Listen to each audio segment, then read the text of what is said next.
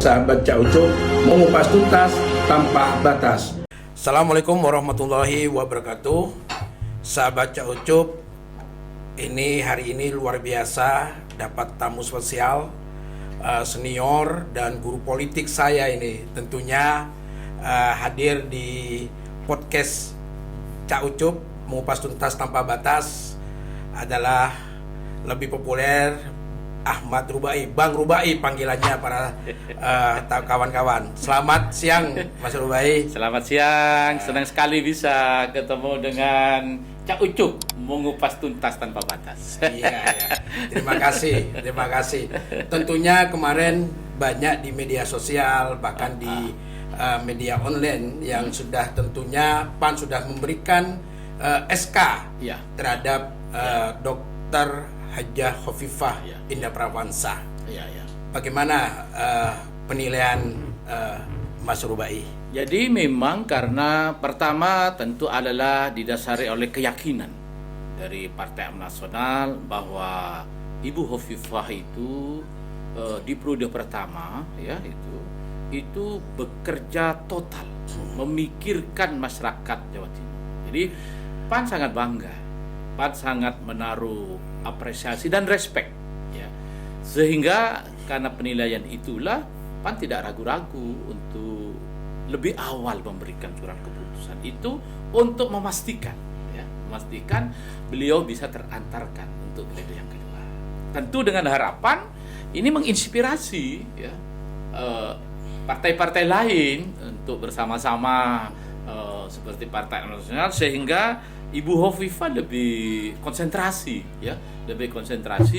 membentuk tim sukses misalnya, menggalang dukungan yang saya tahu hari ini pun juga beliau terus melakukan silaturahmi dalam rangka merawat konstituen pendukung beliau. Jadi kalau PAN 1-2 hari yang lalu di DPP oleh Ketua Umum saya Bapak Dr. Zulkifli Hasan itu menyerahkan itu karena faktor keyakinan itu. Faktor di mana Pak Zulkifli sangat respect kepada Bu Hovifah karena totalitasnya mengurus tidak kurang itu 39 sampai 40 juta yang diurus mulai dari hulu sampai hilir, lahir sampai mati. Nah, itu diurus semua itu. Yang paling mendasar sekali yang Pak Zulkifli Hasan terus mengambil keputusan dengan calon Hovifah bersama Mas Emil yang selama 5 tahun ini, bahkan apakah komunikasi politik yang dilakukan Bu Hovifah terhadap partai politik khususnya PAN itu cukup bagus ataukah memang ada prestasi yang membuat PAN? Komunikasinya Bu Hovifah menurut saya adalah seorang sosok yang pandai merawat komunikasi. Bahkan kadang-kadang ada momen-momen tertentu yang sengaja tidak menginfokan kepada Bu Hovifah, misalnya hari ulang tahun, justru beliau itu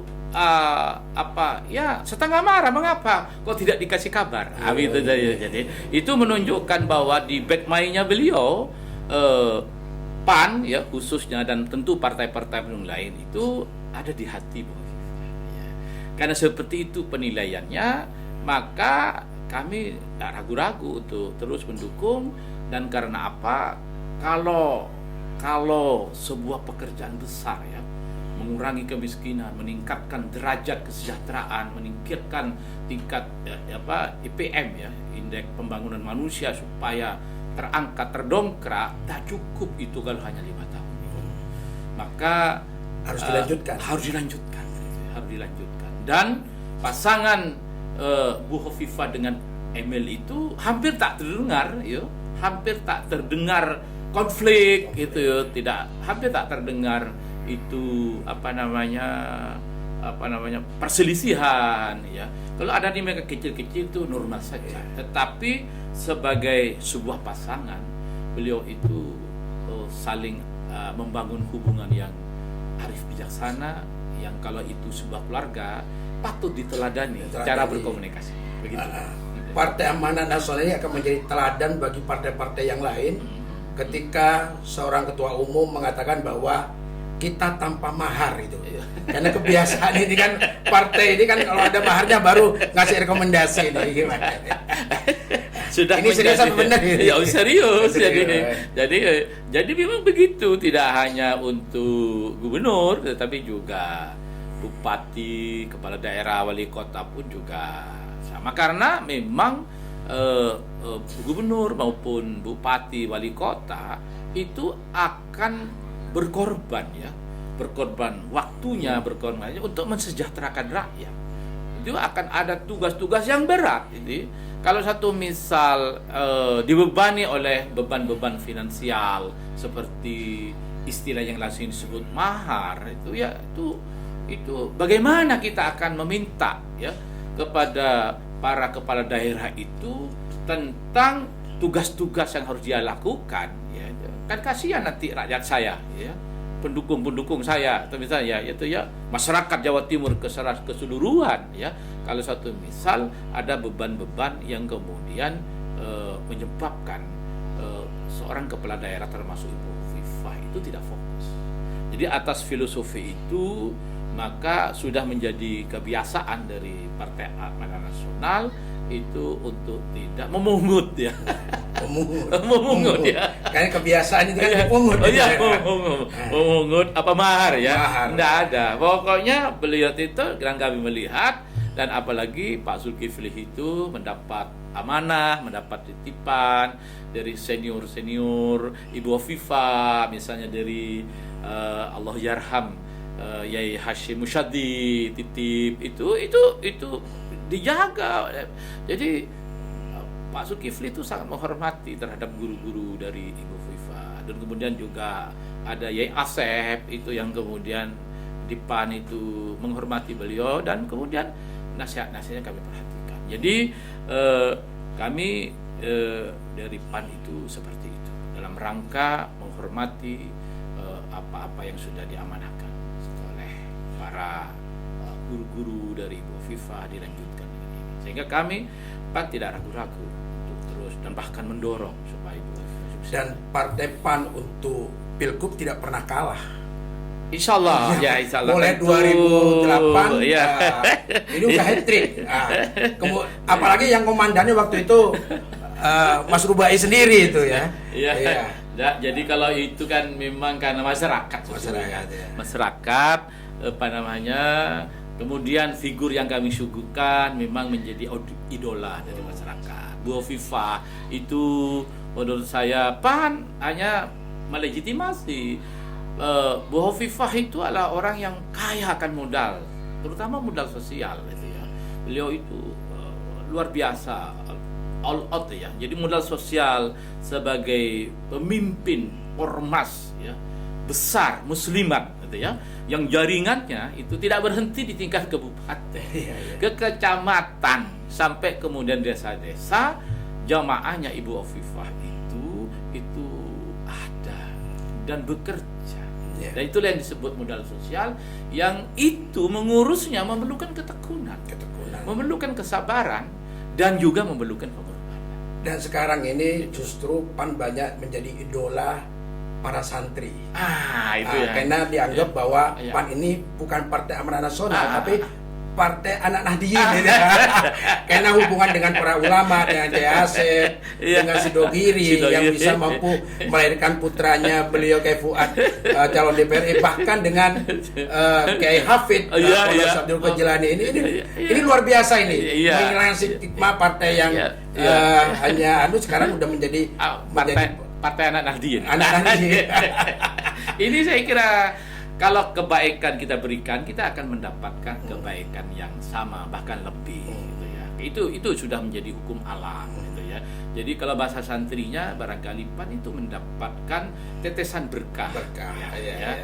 Kebaikan-kebaikan dari Ibu Hovifah, kebaikan-kebaikan dari Kiai Sidogiri, Yai Fuad yang sangat perhatian kepada PAN, dan beliau berkorban untuk PAN, merelakan mantunya untuk bisa menjadi wakil dari kami, karena kami ingin wakil dari PAN itu persis seperti masyarakatnya. Ya, kalau di Jawa Timur itu mayoritas masyarakat Nahdien, kami menginginkan wakilnya itu dari masyarakat Nahdien. Supaya apa? Karena selalu instruksi dari ketua umum saya, Pak Zulkifli Hasan, begitu terpilih dan didukung oleh masyarakat itu harus kembali mengabdi kepada masyarakat yang telah mendukungnya. Tolong dirawat begitu. Nah, maka dari itu kami bangga, kami bersyukur karena apa? Datang dari tokoh-tokoh pesantren, yang pesantren itu tentu memerlukan sentuhan dan pengawalan sehingga memiliki akses kepada apa? Kekuasaan.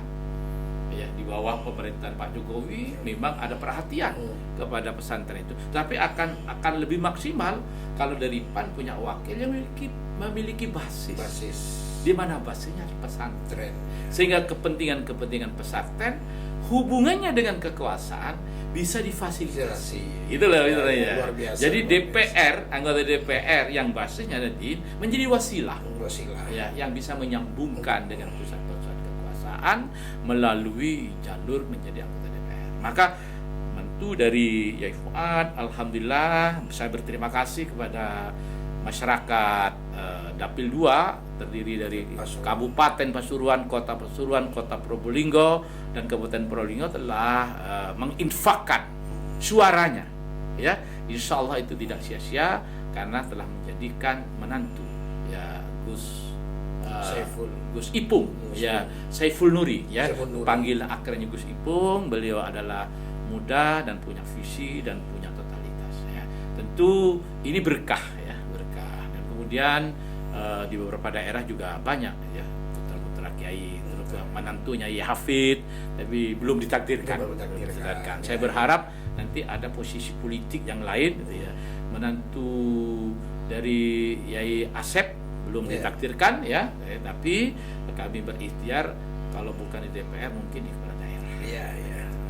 Tentu yang terakhir, Pak, ini langkah-langkah taktis untuk survei Bu Khofifah kan masih di 43%. Nah, untuk langkah-langkah untuk mengoptimalkan suara PAN itu apa yang dilakukan?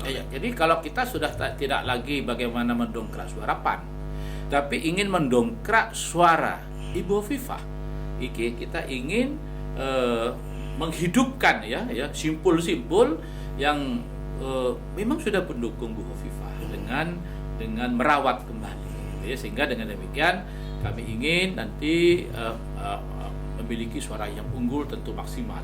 Syukur apabila sampai 60, 70, 80 ya tuh angka-angka yang menggambarkan 60,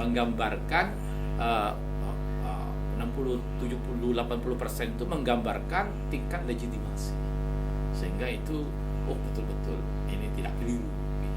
Nah, saya berharap demikian, apalagi selama beliau memimpin satu periode, saya punya keyakinan masyarakat Jawa Timur sudah merasakan sedemikian rupa sentuhan dari kepemimpinan beliau, atensi dan perhatian dari beliau. Beliau adalah pemimpin yang egalitarian, ya, pemimpin yang mengayomi. Beliau itu tidak melihat golongan, ya, sepanjang itu rakyat Jawa Timur dia layani. Sehingga saya punya keyakinan itu angkanya bisa tinggi. Yang terakhir pernyataan untuk masyarakat Jawa Timur, Bang. Ya, tentu kami berharap kami berharap kepada seluruh masyarakat Jawa Timur, saya ajak bersama-sama dengan pilihan Partai Amanat Nasional, karena apa yang diputuskan oleh masyarakat itu bukan untuk PAN, tetapi untuk kurang lebih penduduk kita 40 juta ya. Itu yang menjadi tujuan kita. Ayo kita bersama-sama. Ayo kita galang bersama-sama. Kalau itu hanya dibebankan kepada Ibu Khofifah, ditekankan kepada partai pendukung yang mungkin PAN tidak hanya sendirian, tapi ayo terlibat, berpartisipasi, mensukseskan pilkada yang insya Allah dilaksanakan tanggal 27 November bersama-sama dengan sejuk, tidak ada konflik, penuh kekeluargaan, dan hasilnya kita berharap memberikan kebaikan, keberkahan, dan kebaikan. Itu saja harapan saya, sehingga dari Jawa Timur bisa menjadi contoh tentang bagaimana praktek pilkada yang baik itu. Demikian Mas Ucup, ya Cak Ucup, yang podcastnya dengan tagline yang cukup menarik, mengupas tuntas tanpa batas. Terima kasih Mas Rubai hadir di podcast kami. Ini adalah tokoh pertama kali yang kita hadirkan, sekaligus doanya beliau, karena beliau ini adalah senior dan guru saya dan kiai saya juga. Alhamdulillah. Iya. Terima kasih Cak Ucup, salam sahabat Cak Ucup, mengupas tuntas tanpa batas. Wallahu muwaffiq ila aqwamit thoriq. Wassalamualaikum warahmatullahi wabarakatuh. Waalaikumsalam warahmatullahi wabarakatuh.